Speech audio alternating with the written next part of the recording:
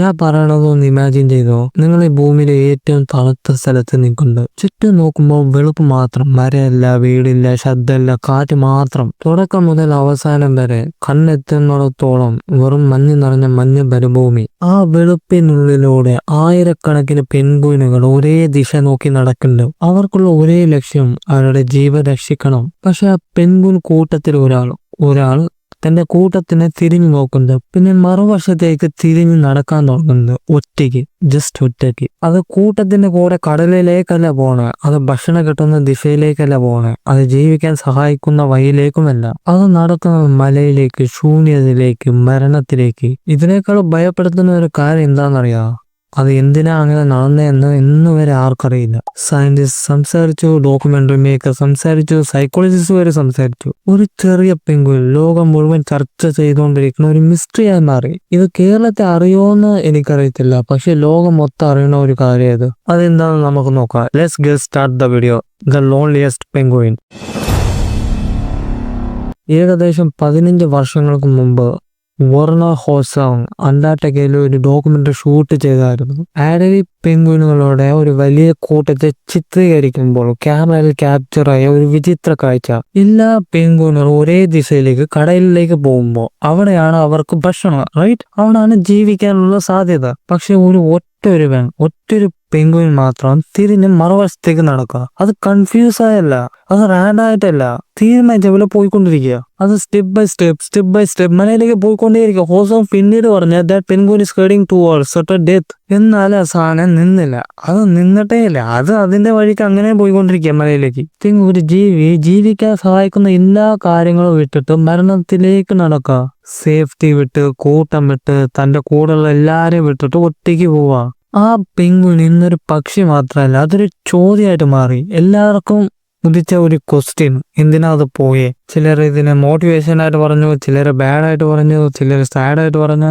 എന്തൊക്കെയോ സംസാരങ്ങൾ ഇതിന്റെ പിന്നാലെ നടന്നു. പക്ഷെ എന്നെ അത് ഓർമ്മിപ്പിച്ചത് ഒറ്റൊരു കാര്യമാണ്. ചിലപ്പോഴൊക്കെ നമ്മൾ ഇങ്ങനെ നടക്കാറില്ലേ, ആരും മനസ്സിലാക്കാത്ത വഴിയിലൂടെ? ഞാൻ പറഞ്ഞത് ശരിയല്ലേ? അപ്പൊ ഇതിന്റെ പിന്നിൽ സയന്റിസ്റ്റ് പല കാരണങ്ങൾ പറഞ്ഞു. അവര് ഫസ്റ്റ് കാരണം പറഞ്ഞ നാവിഗേഷൻ ഗ്ലിച്ച. പെൻഗ്വിനുകൾ പ്രത്യേക ഡയറക്ഷൻ സെൻസ് ഉപയോഗിച്ച് നടക്കുക. ആ സെൻസിന് ഏതെങ്കിലും ഗ്ലിച്ച് വന്നാൽ കടൽ വന്നിട്ട് മല പോലെ കാണും, മല വന്നിട്ട് കടൽ പോലെ കാണും. അങ്ങനെ അത് പോയിട്ടുണ്ടെന്ന് ഒരു തിയറി ഉണ്ട്. പിന്നെ പറയുന്നത് സിക്ക് തിയറിയാ. ചില ജീവികൾക്ക് സിക്കായ കൂട്ടത്തിൽ നിന്ന് മാറിപ്പോവും. കൂട്ടത്തെ അപകടത്തിലേക്ക് തള്ളാതിരിക്കാൻ വേണ്ടിയിട്ട് അത് തന്നെ ഒഴിഞ്ഞു മാറി വേറെ സ്ഥലത്തേക്ക് മാറുന്ന സാധ്യത ഉണ്ട്. കാരണങ്ങൾ എന്തായാലും, ബ്രെയിൻ കൺഫ്യൂഷൻ ആയാലും, ഇൻസ്റ്റന്റ് ഫെയിലിയർ ആയാലും, ഒരു സത്യം മാറിയിട്ടില്ല. അത് നടന്നത് ഭക്ഷണം ഇല്ലാത്ത സ്ഥലത്തേക്കാണ്. ഈ അഡേലി പെൻഗ്വിനുകൾ ഭക്ഷണം ഇല്ലാതെ സർവൈവ് ചെയ്യുക 3 ആഴ്ച മുതൽ 8 ആഴ്ച വരെ മാത്രം. അതുകൊണ്ട് തന്നെ അതിന്റെ അവസാനം നമുക്ക് ഊഹിക്കാനുള്ള സ്ഥിതിയില്ല. അതൊരു സാഡ് എൻഡിങ് ആയിരിക്കും.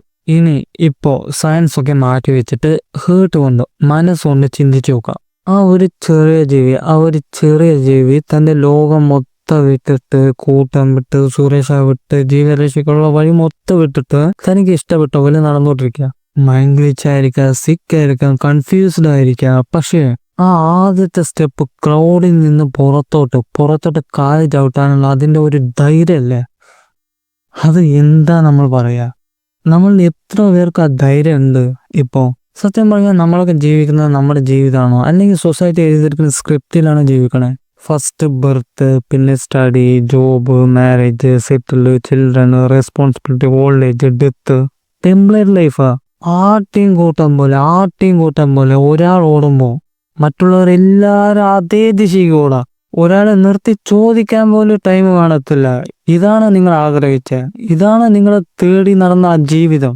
ഒരു 5 സെക്കൻഡ് പോലും ഫോൺ ഓഫ് ചെയ്ത് ആകാശം നോക്കാനുള്ള സമയമല്ല. പക്ഷെ നമ്മൾ പറയും ലൈഫ് ഇസ് ബിസി. ഒരു കാര്യം ചോദിക്കട്ടെ, ബിസി അത് ജീവിതമാണോ അല്ലെങ്കിൽ നമ്മളാണോ? നമ്മൾ പറയും ഞാൻ ബിസിയാ, എൻ്റെ ലൈഫ് മൊത്തം ബിസിയാ, ഞാൻ വർക്കിന്റെ പ്രഷറിലാ. യെസ്, നമുക്ക് സർവൈവൽ ഇമ്പോർട്ടൻ്റ് ആണ്, ജോബ് ഇമ്പോർട്ടൻ്റ് ആണ്, മണി ഇമ്പോർട്ടൻ്റ് ആണ്. പക്ഷെ ജീവിക്കാൻ വേണ്ടി ജോലി ചെയ്യണത് വേറെ, ജോലി ചെയ്യാൻ മാത്രം ജീവിക്കുന്നത് വേറെ. നമ്മളിൽ എല്ലാവർക്കും ഒരു ഡ്രീം ഉണ്ടായിരിക്കും ഒരിക്കൽ, റൈറ്റ്? പക്ഷെ പലരും പറയും, കേട്ടിട്ടുണ്ടാ, എനിക്കൊരു സ്വപ്നം ഉണ്ടായിരുന്നു. Past tense. നമ്മൾ ആരെങ്കിലും ആ പാഷനോ ആ ഡ്രീമോ ഇപ്പോൾ ഫോളോ ചെയ്യേണ്ട? ഒരിക്കലില്ല. കാരണം നമ്മൾ പറയുന്ന ഒരു റീസൺ ഉണ്ട്, ഞാൻ വർക്കിൽ ബിസിയാ, ബിസി, എല്ലാത്തിലും ബിസി. ഒന്ന് പറയട്ടെ, ഇഷ്ടമുള്ള കാര്യങ്ങൾ ചെയ്യാൻ നിങ്ങൾക്ക് കാരണം തേടി വരേണ്ട ആവശ്യമില്ല. കാരണം നമുക്കത് പാഷനാ. അതിന് എക്സ്പ്ലനേഷൻ കൊടുക്കേണ്ട ആവശ്യം തന്നെയില്ല. അത് ഉള്ളീന്ന് കത്തണം, ഉള്ളീന്ന് കത്തി വരണം. മനസ്സറിഞ്ഞ് മനസ്സിന്റെ ഉള്ളീന്ന് തേടി പോകണം. അതാണ് ഡ്രീം, അതാണ് പാഷൻ. ലേസി എക്സ്പ്ലനേഷൻ ആർക്കും വേണമെങ്കിൽ കൊടുക്കാൻ പറ്റും. നിങ്ങൾക്കും പറ്റും, എനിക്കും പറ്റും. At the end of the day നമ്മൾ ആഗ്രഹിച്ച ആ ഡ്രീം, ആ പാഷൻ നമ്മൾ ഫോളോ ചെയ്തിട്ടുണ്ടോ? അതാണ് എൻ്റെ ക്വസ്റ്റ്യൻ. സ്വപ്നം എന്ന് പറയുന്നത് ചിലപ്പോൾ അന്റാർട്ടിക്ക പോലെ തണുത്തതായിരിക്കുക. ചില ദിവസങ്ങളിൽ നമുക്ക് ഭാരമായി തോന്നും. ചില സമയത്ത് ഒരു കൊടുങ്കാറ്റ് വന്ന് നമ്മുടെ കരനെക്കുറ്റിക്കൊന്ന് പൊട്ടിച്ച പോലെ തോന്നാം.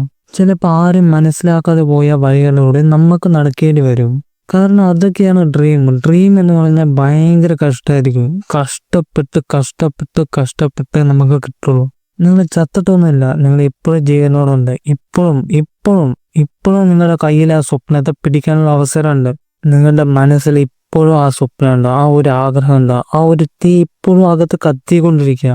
ആ തീ കെടണോ ഇല്ലെങ്കിൽ ആളി കത്തണോ എന്നുള്ളത് നിങ്ങളുടെ കയ്യിലാണ്. ജീവിതം എന്ന് പറയുന്നത് എപ്പോഴും എളുപ്പമായിട്ടുള്ള കാര്യമല്ല, അത് ഭയങ്കര കഷ്ടമാണ്. ആ കഷ്ടങ്ങളൊക്കെ കണ്ടിട്ട് എങ്കിലും ഒറ്റൊരു സ്റ്റെപ്പ് ഞാൻ ചവിട്ടിക്കോട്ടെ എന്ന് നമ്മുടെ മനസ്സ് പറയില്ല. അതാണ് യഥാർത്ഥ ധൈര്യം. നെഞ്ചത്ത് ഭയം ഇല്ലാത്തത് ധൈര്യമല്ല, ഭയം ഉള്ളപ്പോഴും മുന്നോട്ട് ഒറ്റൊരു ചവിട്ടിക്കോട്ടെ എന്ന് പോണല്ലേ, അതാണ് ഗട്സ്, അതാണ് ധൈര്യം. ആ പെങ്കുന് ലക്ഷ്യത്തിലേക്ക് എത്തിയിട്ടില്ല, അതിന്റെ അച്ചീവ്മെന്റിലേക്ക് എത്തിയിട്ടേ ഇല്ല, മലയിലേക്ക് എത്തിയിട്ടേ ഇല്ല. പക്ഷെ അതിന് പഠിപ്പിച്ചൊരു പാഠമുണ്ട്. ആ പാഠം എന്താണെന്നറിയാം? ലക്ഷ്യത്തിലേക്ക് എത്തുന്നതല്ല വലുത്, അതിന്റെ മുമ്പ് നമ്മൾ ധൈര്യം കാണിക്കണം, ധൈര്യം പ്രൂഫ് ചെയ്യണം. അവന് പെങ്കുവിന്റെ കൂട്ടത്തിൽ നിന്നും പുറത്തിറങ്ങി പോയില്ലേ, അതാണ് അവന്റെ ഗട്സ്, അതാണ് അവന്റെ ധൈര്യം, അതാണ് പെങ്കുവിന്റെ ആ ധൈര്യം എന്ന് പറയുന്നത്. ഇനി അവൻ ചത്താലും അവന്റെ ഗട്സ് അവിടെ സംസാരിക്കും. അവന്റെ അച്ചീവ്മെന്റിലേക്ക് പോയിട്ടില്ല, അവൻ ചത്തു. പക്ഷെ ജീവിതം ഇല്ലായ്പ്പോഴും ജയിക്കാൻ സമ്മതിക്കത്തില്ല. പക്ഷെ ശ്രമിക്കാനുള്ള അവസരം കിട്ടും. ഒന്ന് ചിന്തിച്ചു നോക്കിയേ, നിങ്ങളുടെ കഥ ഇപ്പോഴും അവസാനിച്ചിട്ടില്ല. അതുകൊണ്ട് നീ തളർന്നാലും മുന്നോട്ട് പോ, കരഞ്ഞാലും മുന്നോട്ട് പോ, ഭയപ്പെട്ടാലും മുന്നോട്ട് പോ, നിർത്തണ്ട. കാരണം ലക്ഷ്യത്തിലേക്ക് എത്തുന്നതല്ല വിക്ടറി, അവിടെ എത്താൻ ശ്രമിച്ചതാണ് വിക്ടറി. ഈ തോറ്റവന്റെ കഥ ഒന്നും ഈ ലോകം സംസാരിക്കത്തില്ല. പക്ഷേ നിന്റെ മനസാക്ഷി, നിന്റെ ഡ്രീംസ്, ഇതൊക്കെ നീ ഒരു വട്ടെങ്കിലും ട്രൈ ചെയ്ത് കഴിയുമ്പോൾ അപ്പോൾ നിന്റെ മനസ്സ് തന്നെ പറയും, നീ ട്രൈ ചെയ്തു. തോറ്റാലും ശരിയല്ല, നീ ട്രൈ ചെയ്തിട്ടുണ്ട്. ബിക്കോസ് ഞാൻ ഇതിൽ പറയണത്, നീ തോറ്റാലും ശരി ജയിച്ചാലും ശരി, ബട്ട് നീ ട്രൈ ചെയ്ത് നോക്ക്. നമ്മൾ ട്രൈ ചെയ്യുമ്പോഴാണ് നമ്മുടെ സോളിന് പോലും നമുക്ക് ഒരു ഫുൾഫിൽമെന്റ് കൊടുക്കാൻ പറ്റാം. Follow your passion and achieve dreams. Success of failure is not permanent, just start first. That's it for today. And final message കൂടി പറഞ്ഞോട്ടെ. ജീവിതത്തിൽ എല്ലാം പെർഫെക്റ്റ് ആയിട്ട് തുടങ്ങാനാവില്ല. പേടിയുണ്ടാവും, ഡൗട്ട് ഉണ്ടാവും. പക്ഷെ ഒന്ന് ചെയ്യാതിരുന്ന ഒന്നും മാറത്തില്ല. നമ്മുടെ ചെറിയ തുടക്കം പോലും വലിയ മാറ്റം ഉണ്ടാകാനുള്ള സാധ്യതയുണ്ട്. ഈ സ്വപ്നം എന്ന് പറയുന്ന ഓട്ടത്തിൽ ജയിച്ചവരുണ്ട്, തോറ്റവരുണ്ട്. ഇതിൽ നമ്മൾ വിജയിക്കോ തോൽക്കോ എന്ന് അറിയത്തില്ല. പക്ഷെ try your best. I am Roy. These are my stupid thoughts. Stay peace, spread love, follow your passion or dream. Bye bye. Love you.